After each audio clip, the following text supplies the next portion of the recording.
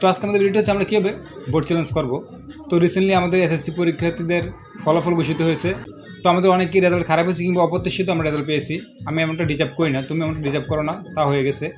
তো সেক্ষেত্রে আমরা কীভাবে বোর্ড চ্যালেঞ্জ করব। তো আজকে আমরা আমাদের ভিডিওর মাধ্যমে দেখবো আমরা কীভাবে বোর্ড চ্যালেঞ্জ করব। তো বোর্ড চ্যালেঞ্জটা অনেক ইজি, বাট আমরা জানি না। তো তারাই কিছু কথা বললো যে কোন সাবজেক্টে বোর্ড চ্যালেঞ্জ করলে কয় টাকা যাবে আর কোন সাবজেক্টে করলে সাথে কোন সাবজেক্টটা করতে হবে। অনেকে আমরা ভাবি যে 1 আর 2 মান যেটা মনে হচ্ছে এটা, এমনটা না। তো এই ক্ষেত্রে কিছু একটু এক্সপ্লেন করেছি, আপনার সামনে বিস্তারিত বলার চেষ্টা করবো, আশা করি সবাই বুঝবেন। তো আমি কিছু কথা আগে বলে দিচ্ছি, তারপর আমরা যাচ্ছি মূল ভিডিওতে। তো কথাগুলো বিশেষ মনোযোগ দিয়ে শুনবেন, বিশেষ করে যারা এবার বোর্ড চ্যালেঞ্জ করতে আগ্রহী কিংবা বোর্ড চ্যালেঞ্জ করবেন চিন্তা ভাবনা করছেন, তারা দয়া করে ভিডিওটি স্কিপ না করে সম্পূর্ণ কথাগুলো শুনবেন, এতে আপনারই লাভ হবে। তো আমরা যারা অলরেডি বোর্ড চ্যালেঞ্জ করার চিন্তা ভাবনা করছি, তো সেক্ষেত্রে আমাদের ফার্স্ট টাইম প্রয়োজন পড়বে একটা টেলিটক সিমের আর অ্যাকাউন্টে কিছু টাকা। আর আমাদের এই বোর্ড চ্যালেঞ্জ করার সময় থাকবে 11/7/2025 হতে 17/7/2025 পর্যন্ত। আমরা এর ভিতরেই বোর্ড চ্যালেঞ্জ করতে হবে, এরপর যদি চাই তাহলে আর করতে পারবো না।